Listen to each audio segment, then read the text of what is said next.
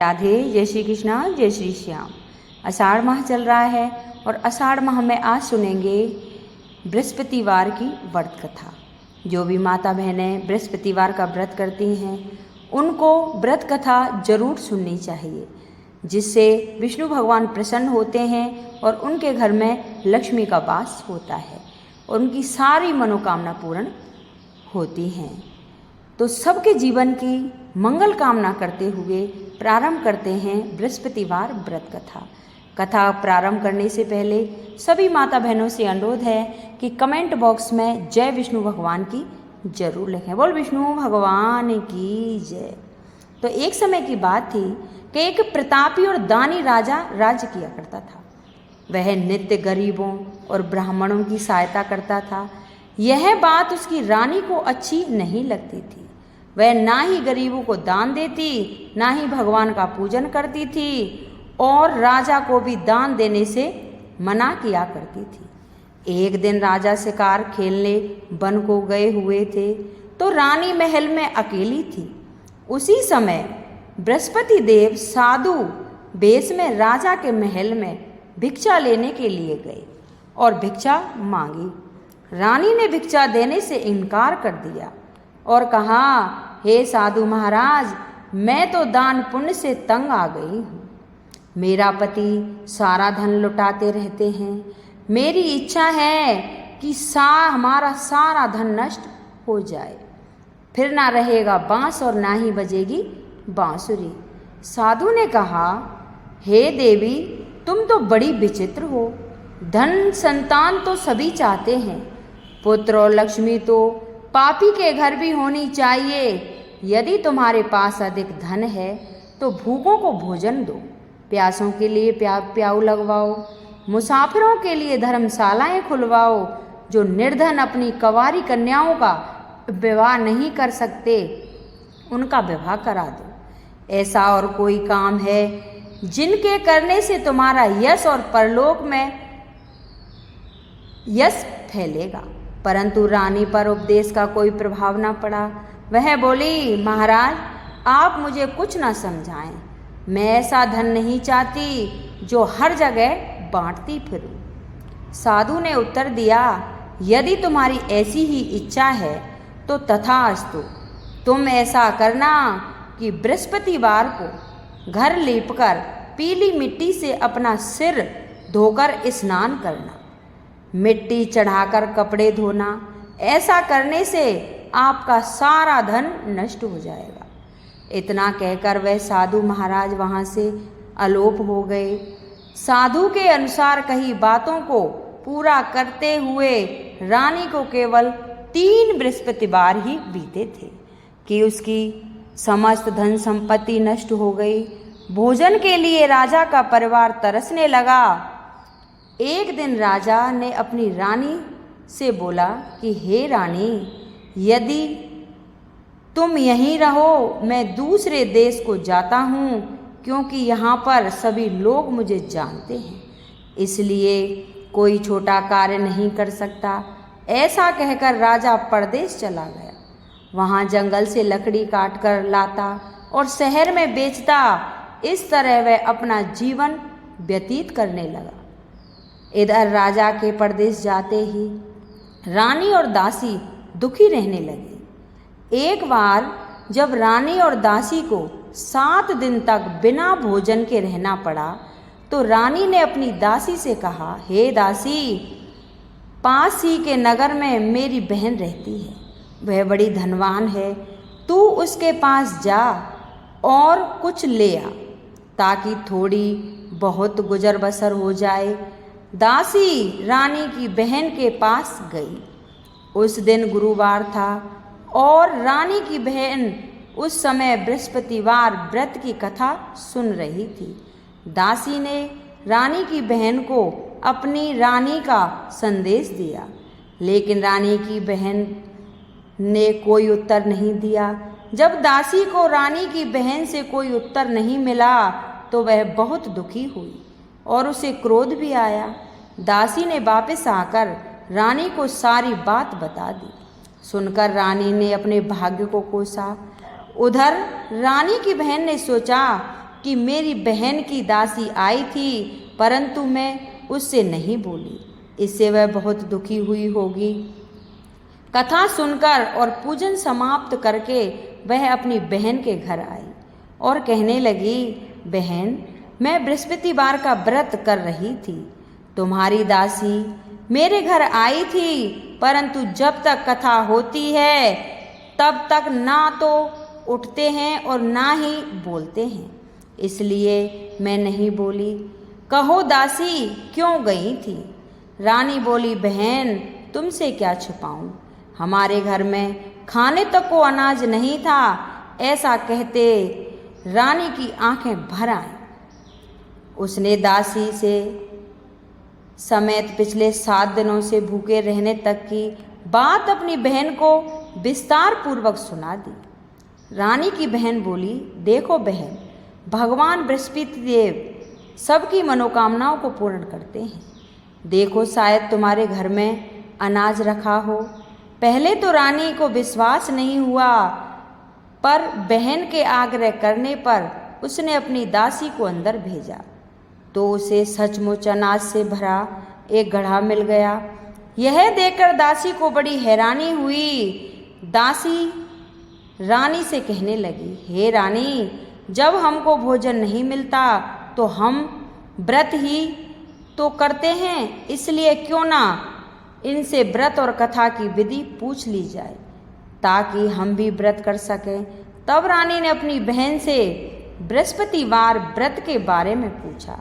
उसकी बहन ने बताया, बृहस्पतिवार के व्रत में चने की दाल और मुनक्का से विष्णु भगवान का केले की जड़ में पूजन करें तथा दीपक जलाएं, व्रत कथा सुने और पीला भोजन ही करें। इससे बृहस्पति देव प्रसन्न होते हैं। व्रत और पूजन विधि बताकर रानी की बहन अपने घर को लौट गई। 7 दिन के बाद जब गुरुवार आया तो रानी और दासी ने व्रत रखा। गुड़साल में जाकर चना और गुड़ लेकर आई, फिर उससे केले की जड़ तथा विष्णु भगवान का पूजन किया। अब पीला भोजन कहाँ से लाएं? इस बात को लेकर दोनों बहुत दुखी थे, क्योंकि उन्होंने व्रत रखा था। इसलिए बृहस्पति देव उनसे प्रसन्न थे।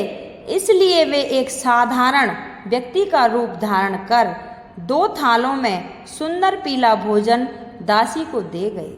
भोजन पाकर दासी प्रसन्न हुई और फिर रानी के साथ मिलकर भोजन ग्रहण किया। उसके बाद वे सभी गुरुवारों को व्रत और पूजन करने लगी।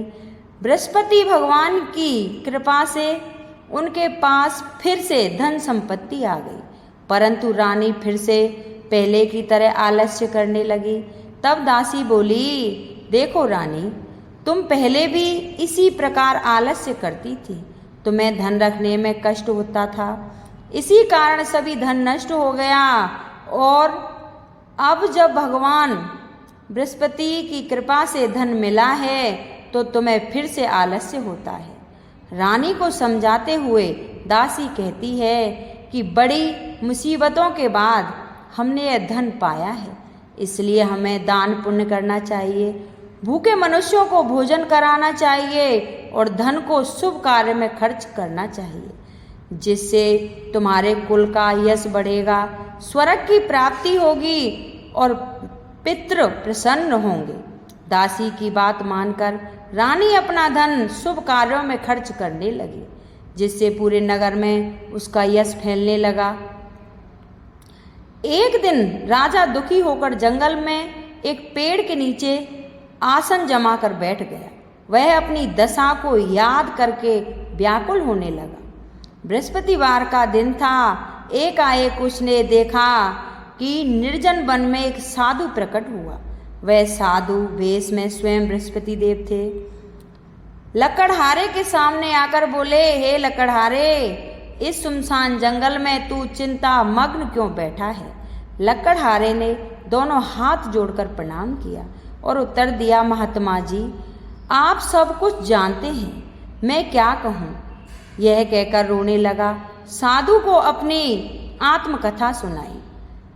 महात्मा जी ने कहा, तुम्हारी स्त्री ने बृहस्पति के दिन बृहस्पति भगवान का निरादन किया था, जिसके कारण रुष्ट होकर उन्होंने तुम्हारी यह दिशा कर दी। अब तुम चिंता को दूर करके मेरे कहने पर चलो तो तुम्हारे सब कष्ट दूर हो जाएंगे और भगवान पहले से भी अधिक संपत्ति देंगे। तुम बृहस्पति के दिन कथा किया करो। 2 पैसे के चने मुनक्का लाकर उसका प्रसाद बनाओ और शुद्ध जल से लोटे में शक्कर मिलाकर अमृत तैयार करो। कथा के पश्चात अपने सारे परिवार और सुनने वाले प्रेमियों के में अमृत व प्रसाद बांटकर आप भी ग्रहण करो। ऐसा करने से भगवान तुम्हारी सभी मनोकामना पूर्ण कर देंगे। साधु के वचन सुनकर लकड़हारा बोला, हे प्रभु, मुझे लकड़ी बेचकर इतना पैसा नहीं मिलता जिससे भोजन के उपरांत कुछ बचा सकूं। मैंने रात्रि में अपनी स्त्री को व्याकुल देखा है। मेरे पास कुछ भी नहीं जिससे मैं उसकी खबर मंगा सकूं। साधु ने कहा, हे लकड़हारे, तुम किसी बात की चिंता मत करो। बृहस्पति के दिन तुम रोजाना की तरह लकड़ियां लेकर शहर को जाओ। तुमको रोज से दुगना धन प्राप्त होगा, जिससे तुम भली भांति भोजन कर लोगे तथा बृहस्पति देव की पूजा का सामान भी आ जाएगा। इतना कहकर साधु अंतर्ध्यान हो गए।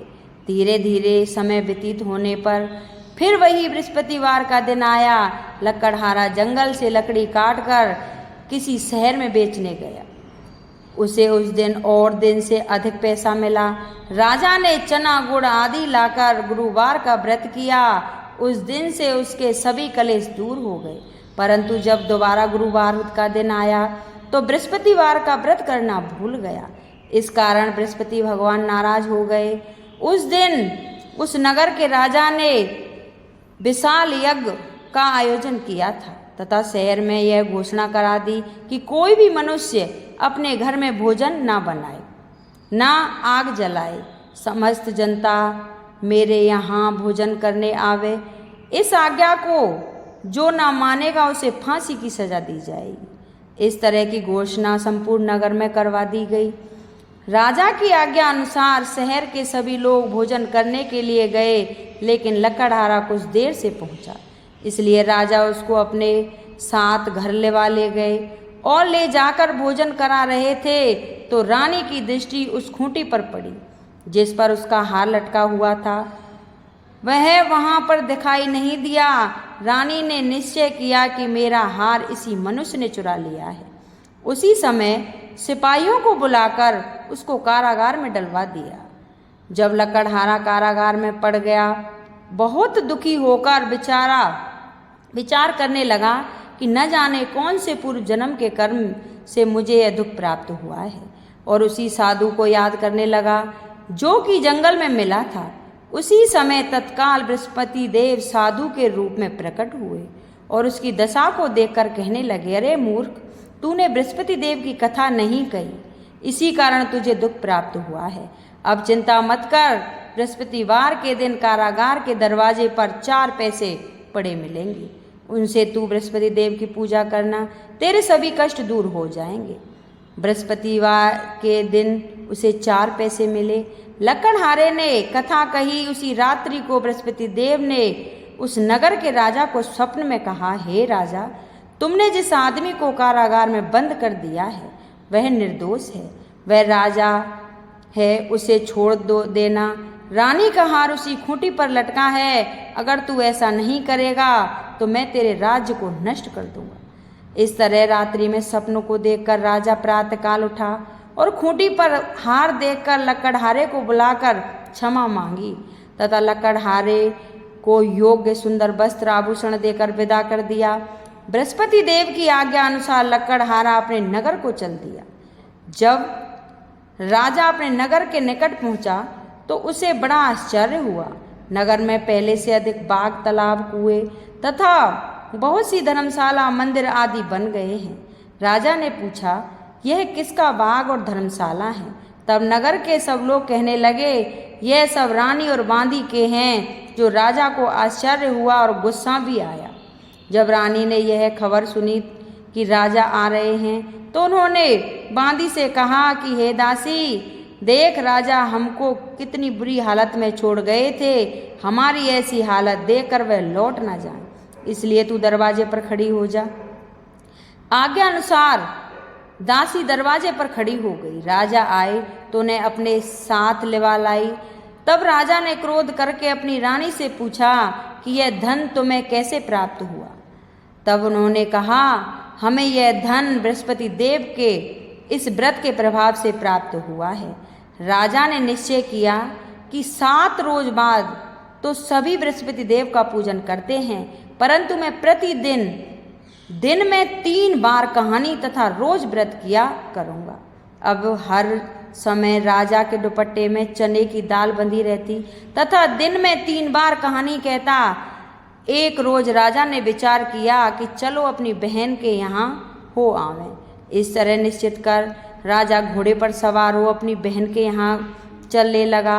मार्ग में उसने देखा कि कुछ आदमी एक मुर्दे को लिए जा रहे हैं। उन्हें रोककर राजा कहने लगा, अरे भाइयों, मेरी बृहस्पति देव की कथा सुन लो। वे बोले, लो हमारा तो आदमी मर गया है, इसको अपनी कथा की पड़ी है।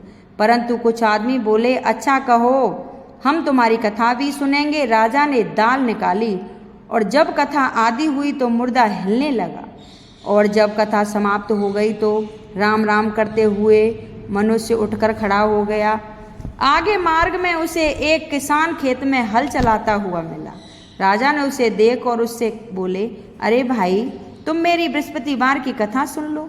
किसान बोला, जब तक मैं तेरी कथा सुनूंगा, जब तक 4 हरैया जोत लूंगा, जा अपनी कथा किसी और को सुनाना। इस तरह राजा आगे चलने लगा। राजा के हटते ही बैल पछाड़ खाकर गिर पड़े तथा किसान के पेट में बड़ी जोर से दर्द होने लगा। उसी समय उसकी माँ रोटी लेकर आई।